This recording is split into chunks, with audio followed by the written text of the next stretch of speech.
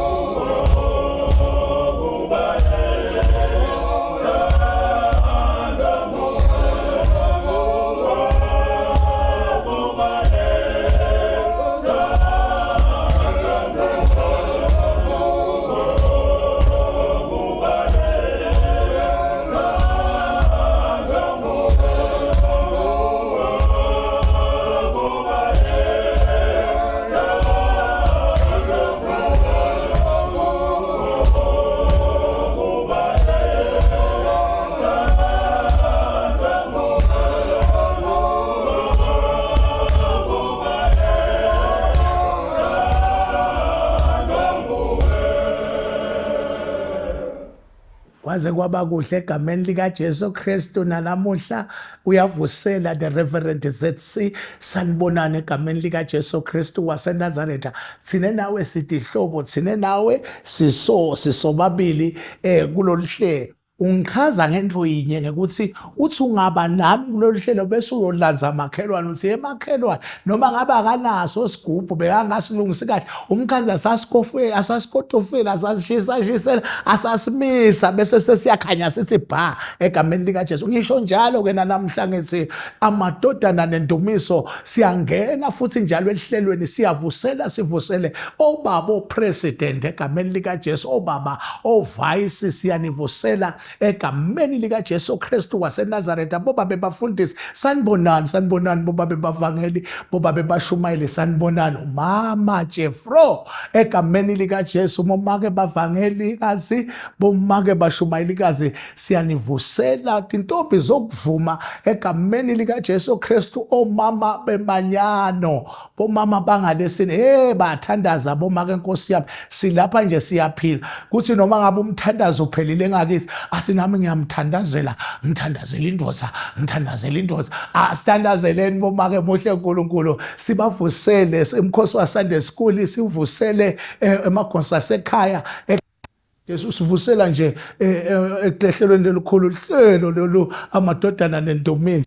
Asithi singena nje egameni likaJesu, singena nendumiso, singena nemhlabeleli, singena nemandla. Sithi ake sesithathe-ke umhlabeleli, ngiyamchaza ngithi nje ake sengithi ngengivulele nje, seke ngivulele uthi ase uyadivela wena ukuthi kwentekani egameni leNkosi.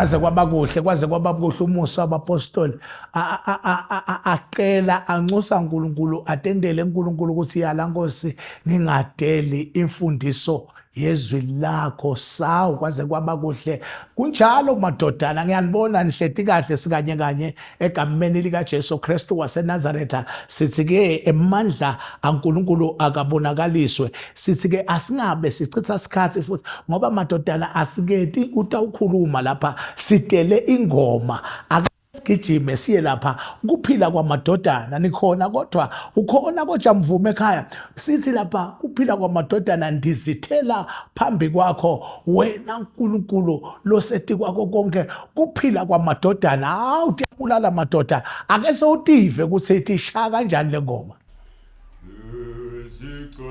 Ndizicela phambi kwakho zonke inkohlakalo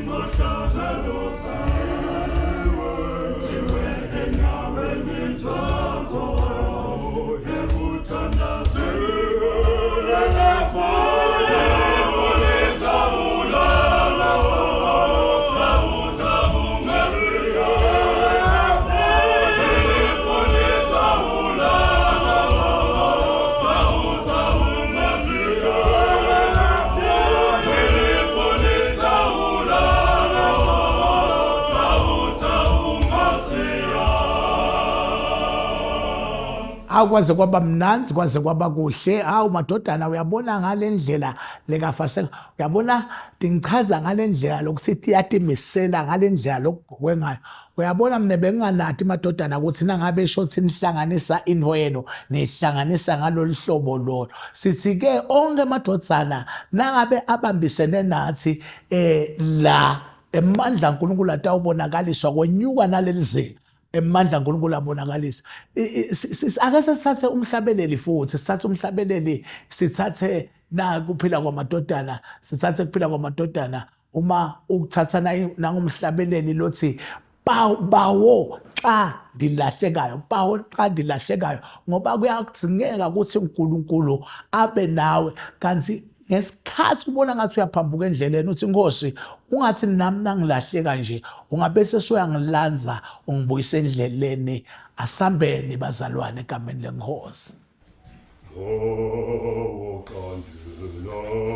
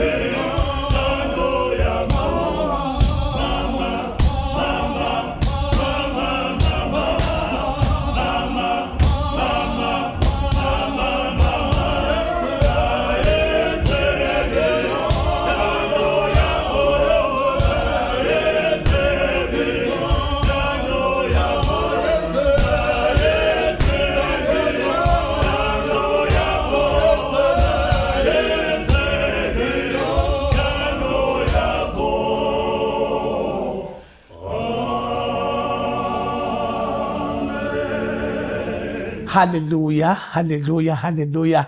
Sibonga kakhulu lapha.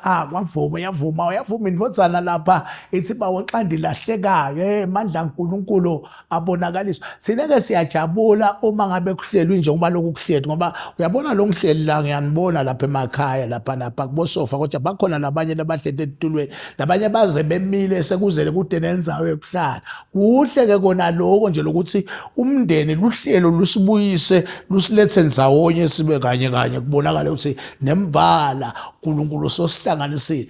Ake sesithathe umhlabeleli uzobapostoli kwaya leli mnanzi kakhulu naliqulu ngazi ukuthi bonga bese nje uhlalela endlebeni ulalele lithi Mtate Kima.